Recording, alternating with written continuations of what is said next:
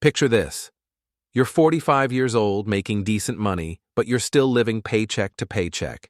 Your credit cards are maxed out, you have no savings, and retirement feels like a distant fantasy. Sound familiar? This isn't a rare story. It's the reality for 70% of Americans. But what if I told you that a few simple lessons that take minutes to understand, could have prevented this entire nightmare? Today, I'm revealing the 15 personal finance lessons that everyone wishes they knew sooner. Not complex Wall Street strategies or get-rich-quick schemes, but the fundamental truths that separate financial stress from financial freedom. By the end of this video, you'll have a complete roadmap for making smarter money decisions. I'll give you practical action steps for each lesson, and I guarantee that even if you only implement 3 or 4 of these, you'll see a dramatic improvement in your financial situation. But here's the thing. I want you to comment below with the lesson that hits you the hardest. The one that makes you think, I wish I had known this 10 years ago. Let's dive in. Lesson 1. Always pay yourself first. Okay, so the first lesson sounds super basic, but it's literally life-changing. Always pay yourself first. Here's what most of us do, right? We get our paycheck, we pay rent, utilities, groceries, maybe grab dinner out a few times, and then we look at what's left for savings. And guess what? There's nothing left, every single time. So here's what you need to do instead. And I'm telling you, this one habit will change everything. Before you pay anyone else, before you buy anything else, take 10% of whatever you make and immediately move it to savings or investments. Think of it like paying a bill to your future self. Let's say you make $4,000 a month. Boom, $400 goes straight into savings. The key is setting up automatic transfers, so you literally never see this money. It's gone before you can spend it on random stuff. Look, I know some of you are thinking, I can't afford to save 10%. But here's the thing. Even if it's just $50, start the habit right now. You can always increase it later, but you've got to start somewhere. Lesson 2. Compound interest is literal magic. All right, this next one is going to blow your mind. Compound interest is literally like financial magic, and most people don't understand how powerful it really is. Einstein supposedly called it the 8th wonder of the world, and honestly, I get it. He said those who understand it earn it, and those who don't, well, they end up paying it. So check this out. Let's say you're 25 and you start investing just $200 a month. Assuming you get about 7% returns, which is pretty typical for the stock market over time, by the time you retire, you'll have over $1.3 million. Crazy, right? But here's the kicker. If you wait until you're 35 to start, same $200 a month, you'll only end up with about $610,000. That 10-year delay literally cost you almost $700,000. And it works the other way too, which is terrifying. If you've got a $5,000 credit card balance at 18% interest and you're just making minimum payments, you're going to pay over $13,000 total, and it'll take you 47 years to pay it off. 47 years. This is why you need to get compound interest working for you, not against you. Time is your biggest advantage here. Lesson 3. Budgets actually set you free. Okay, I know what you're thinking. Budgets are so boring and restrictive. But hold up, because this is where most people get it completely wrong. Budgets don't restrict you. They actually give you permission to spend money guilt-free. Here's the deal. Most of us spend money and then feel bad about it later, right? Should I have bought that coffee? Can I really afford to go out to dinner? It's exhausting. But when you have a budget, you know exactly what you can spend on fun stuff. I like the 50-30-20 rule because it's super simple. Half your income goes to needs, rent, utilities, groceries, all that boring stuff. 30% goes to wants, dining out, entertainment, that new gadget you've been eyeing, and 20% goes to savings and paying off debt. So if you make $4,000 a month, you've got $1,200 for fun stuff. And when you spend that money, there's zero guilt because you already planned for it. I used to use the envelope method. And you can do this digitally too. You literally put money in different envelopes for different categories. When your dining out envelope is empty, you're done. The best part? You can actually enjoy your money instead of constantly worrying about whether you're spending too much. Lesson 4. You absolutely need an emergency fund. Listen, life is going to throw curveballs at you. Your car is going to break down at the worst possible time. You might get laid off. Someone's going to end up in the hospital. It's not if, it's when. And when that happens, you absolutely need an emergency fund. I'm talking about 3 to 6 months of living expenses sitting in a high-yield savings account. Not invested in stocks, not in your checking account. In savings where it's safe and earning at least some interest. Now, I know that sounds like a lot of money. If your expenses are $3,000 a month, we're talking about 9 to 18 grand just sitting there. But start small, okay? Even $500 is infinitely better than zero. Then work up to 1,000, then keep building from there. Let me tell you about my friend Sarah. She got laid off out of nowhere, but because she had a 4-month emergency fund, she didn't panic. She could take her time finding the right job instead of desperately taking the first thing that came along. She ended up getting a position with a 20% salary bump.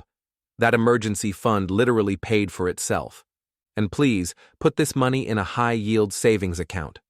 Right now, you can get 4 to 5% interest, which means your emergency fund is actually growing while it sits there waiting for an emergency. Lesson 5. Start investing with whatever you have. Here's the thing that stops most people from investing. They think they need to be rich to start. But that's completely backwards. You need to start investing to become rich. Look, most investment apps now let you start with like $25. $25. That's less than what you probably spent on lunch yesterday. The key isn't how much you start with. It's just starting.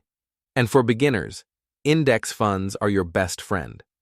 Specifically, something like an S&P 500 index fund. Basically, you're buying a tiny piece of 500 of the biggest companies in America for the price of one share. You get Apple, Microsoft, Amazon, all of them in one purchase. Here's my favorite strategy, and it's called dollar cost averaging. Sounds fancy, but it's super simple. You invest the same amount every single month, no matter what's happening in the market. When stock prices are low, you automatically buy more shares. When they're high, you buy fewer shares. Over time, you average out all the crazy ups and downs. And here's something I wish someone had told me earlier. Time in the market beats timing the market. I used to wait for the perfect time to invest, thinking I could outsmart everyone else. Spoiler alert, I couldn't. A mediocre plan that you actually follow will beat a perfect plan that you never start every single time. So seriously, open an investment account today. Even if you can only do $25 or $50 a month, just start. Set it to automatic and let time do all the heavy lifting for you. Lesson 6. Not all debt is bad debt. Okay, I need to clear something up because everyone acts like all debt is the devil. That's just not true. There's actually good debt and bad debt, and understanding the difference can literally make or break your financial future. Good debt is debt that either makes you money or helps you build wealth over time. Think mortgages. Yeah, you're paying interest, but real estate typically goes up in value. Student loans can be good debt too, because education usually increases your earning potential. And business loans? If they help you build something that generates income, that's good debt. Bad debt is everything else. Credit cards for buying stuff you consume, that's bad debt. Car loans are usually bad debt because cars lose value the second you drive them off the lot. And please don't take out loans for vacations or fancy gadgets. Here's a simple test I use. If you can invest that money and make more than you're paying in interest, then it might be worth keeping the debt. But if you're paying 18% on credit cards and the stock market averages 10%, you should pay off those cards first. The strategy is simple. List out all your debts with their interest rates. Attack the highest interest rate debt first, while making minimum payments on everything else. It's called the avalanche method, and it'll save you the most money in the long run. Lesson 7. Your income is your superpower. Your income is literally your superpower when it comes to building wealth. You can only cut expenses so much, like you still need food and shelter, right? But your income? That has unlimited potential. The best investment you can make is in yourself. Take courses that actually increase your skills. Get certifications in your field. Learn high-income skills like sales, digital marketing, or coding. I'm not saying become a different person, but become a better version of who you already are. And seriously, consider a side hustle. Even an extra $500 a month is $6,000 a year. If you invest that at 7% returns for 20 years, you're looking at over $245,000. That side hustle could literally be worth $250,000 over time. But here's something most people are terrible at: negotiating. Your salary, your bills, your subscriptions, everything is negotiable. One successful salary negotiation could be worth hundreds of thousands of dollars over your entire career. I had a friend who was scared to ask for a raise. She finally worked up the courage and asked for $10,000 more per year. They gave her $8,000. Over a 30-year career, that one conversation was worth almost $250,000 in additional income. One conversation. So pick one skill you could learn this year that would boost your income and make a plan to actually learn it. Your future self will thank you. Lesson 8. Lifestyle inflation is a wealth killer. This one is sneaky and it kills so many people's wealth without them even realizing it. It's called lifestyle inflation, and it's basically when your spending grows as fast as your income. Here's how it happens. You get a raise. Awesome. So you upgrade your apartment, lease a nicer car, start eating out more often. Before you know it, you're making more money, but somehow saving the same amount, or sometimes even less. I see this all the time. People making $30,000 living paycheck to paycheck, then they get promoted, and now they're making $60,000, still living paycheck to paycheck. It's crazy. Here's what you should do instead. When you get a raise, immediately bump up your savings by at least half of that raise. So if you get an extra $200 a month, put 100 of it straight into savings or investments before you even think about spending it. And remember, the goal isn't to look rich, it's to actually become rich. Some of the wealthiest people I know drive 10-year-old cars and live in houses way below what they can afford. They understand that every dollar you spend on looking wealthy is a dollar that can't work to make you actually wealthy. So calculate your current savings rate. That's just your savings divided by your income. And commit to keeping that percentage the same or higher as you make more money. Your future self will be so grateful. Lesson 9. Insurance is basically buying peace of mind. Insurance isn't sexy, I'll give you that. But it's basically buying peace of mind, and it protects everything you've worked so hard to build. Here's what you absolutely need. Health insurance, because one hospital stay can bankrupt you. Auto insurance if you drive. It's literally the law in most places. Renters or homeowners insurance to protect your stuff. And here's one most people forget about. Disability insurance. If you can't work, how are you going to pay your bills? Now, life insurance. If anyone depends on your income, you need this. Your spouse, kids, whoever. And for most people, term life insurance is the way to go. It's way cheaper than whole life insurance and does exactly what you need it to do. The key is finding that sweet spot where you're adequately protected without being overinsured. You don't need to insure every little thing, but you do need to protect against the big disasters that could wipe you out financially. Take a few minutes to review what you've got. Make sure you're covered for the big stuff, but not wasting money on insurance you don't actually need. Lesson 10. Your credit score controls everything. Your credit score literally controls so much of your financial life, and most people have no idea how it actually works.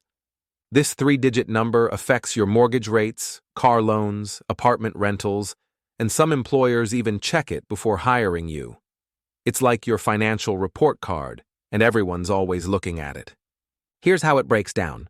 Payment history is 35% of your score. Basically, do you pay your bills on time? Credit utilization is 30%. That's how much of your available credit you're actually using. Keep this below 30%, but honestly, Below 10% is even better. Then you've got length of credit history at 15%. This is why you should never close your old credit cards, even if you don't use them. Types of credit and new credit inquiries make up the rest. The impact is huge. The difference between a 620 credit score and a 760 score on a $300,000 mortgage could cost you over $100,000 in extra interest over the life of the loan. $100,000. So pay your bills on time, always. Keep those credit card balances low. Don't close old accounts. And check your credit report once a year for errors. They happen more than you'd think. Set up automatic payments for everything so you never accidentally miss a payment. Your credit score will thank you. Lesson 11. Don't put all your eggs in one basket. You know that old saying, don't put all your eggs in one basket? Well, that's basically the entire philosophy behind smart investing and building wealth. Diversification is just spreading your money around so if one thing goes bad, you don't lose everything. Think about it. If you put all your money in one company's stock and that company goes under, you're screwed. But if you spread it across hundreds of companies, some will do bad, some will do okay, and some will do amazing. This applies to way more than just investments, though. You want multiple income streams, too. Maybe you've got your day job, but you also have a rental property, or dividend stocks, or a side business. If you lose your main job, you're not completely broke while you figure things out. And don't just invest in your own country either. The whole world has opportunities. International diversification gives you even more protection and more ways to grow your money. Take a look at what you've got right now. Are all your investments in one type of thing? Do you only have income from your job? Think about where you could spread things out a bit more. You don't have to go crazy, but a little diversification goes a long way. Lesson 12. Taxes don't have to crush you. Taxes are probably your biggest single expense, and most people just accept whatever happens at tax time. But here's the thing. You can legally pay way less in taxes if you know what you're doing. First, max out your 401k contributions, especially if your employer matches. That's literally free money, and it reduces your taxable income right now. Then, look into a Roth IRA for tax-free growth in retirement. If you have any side income or business expenses, keep those receipts.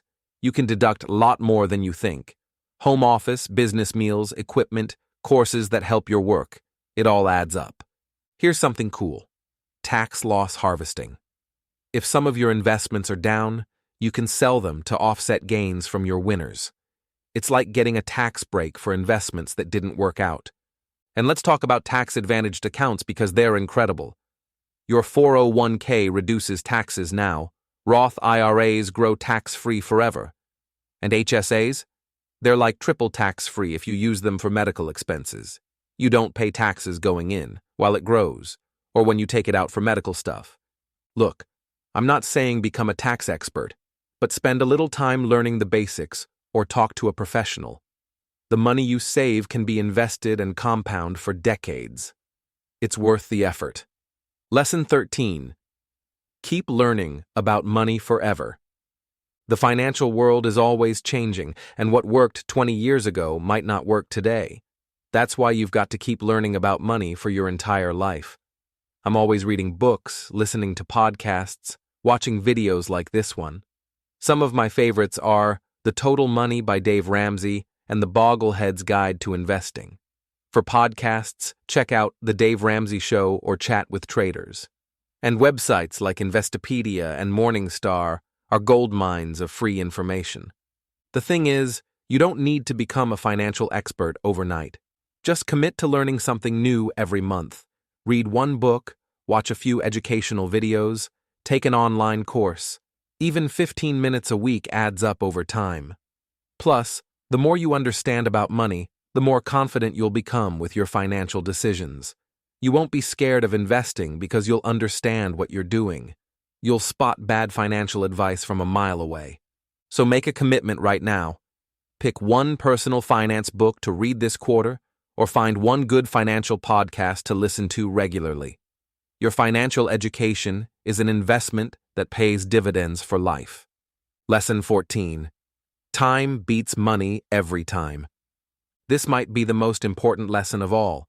Time beats money every single time. You can always make more money, but you can never get time back. So start thinking about what your time is actually worth. If you make $50,000 a year working 50 hours a week, you're making about $19 an hour. Is it really worth spending 3 hours to save $20? Probably not. This is where smart outsourcing comes in. If you can pay someone $15 an hour to clean your house while you work and make $50 an hour, that's a no-brainer. You're literally making money by paying someone else to do something you don't want to do anyway. Sometimes the best financial decision is spending money to buy back your time. Grocery delivery, house cleaning, living closer to work so you don't have a crazy commute. These things might cost money up front, but they give you time back to focus on earning more or just enjoying life. I used to drive 30 minutes out of my way to save $5 on groceries. Then I realized I was spending an hour of my time to save $5. That's valuing my time at $5 an hour, which is insane. Figure out what your time is worth and start making decisions based on that. Sometimes the expensive option is actually the smart option. Lesson 15. Stop waiting and start today. All right, here's the last lesson. And honestly, it might be the most important one. Stop waiting for the perfect moment and just start today. I can't tell you how many people I know who spend months researching the perfect budget or the perfect investment strategy, and meanwhile, they're not doing anything. Perfect is the enemy of good, and good enough to get started beats perfect every single time. Don't wait until you have the ideal budget worked out to the penny. Start with something simple and adjust as you go. Don't wait until you understand every aspect of investing. Open an account, start with an index fund, and learn as your money grows. Here are some tiny actions you can take today that will have huge impacts over time. Set up an automatic $50 transfer to savings. Read just 10 pages of a personal finance book. Track your expenses for 1 week, or bump up your 401k contribution by just 1%. These seem like nothing, but small, consistent actions compound over time into massive results. The person who starts investing $100 a month today will be way ahead of the person who waits a year to invest $200 a month. The best time to start was 10 years ago. The second best time is right now. So whatever you do, don't leave this video and forget everything. Pick one thing and do it today. Here's my challenge to you. Pick 3 of these lessons that resonated most. In the comments, tell me which 3 you chose and commit to implementing them in the next 30 days. Remember, you're not alone in this journey. Subscribe to this channel for weekly personal finance content and join our community of people building wealth together. Your future self is counting on the decisions you make today. These 15 lessons aren't just financial tips. They're the foundation of financial freedom. The difference between where you are now and where you want to be isn't complicated strategies or secret knowledge. It's implementing these fundamental principles consistently over time. Before you go, give this video a thumbs up if it provided value, subscribe for weekly personal finance content, ring that notification bell so you never miss an upload, share this with someone who needs to hear these lessons. And remember, comment below with your top 3 lessons and your 30-day commitment. I read every comment and love seeing your progress. I'll see you in the next video. Until then, keep building wealth, one smart decision at a time.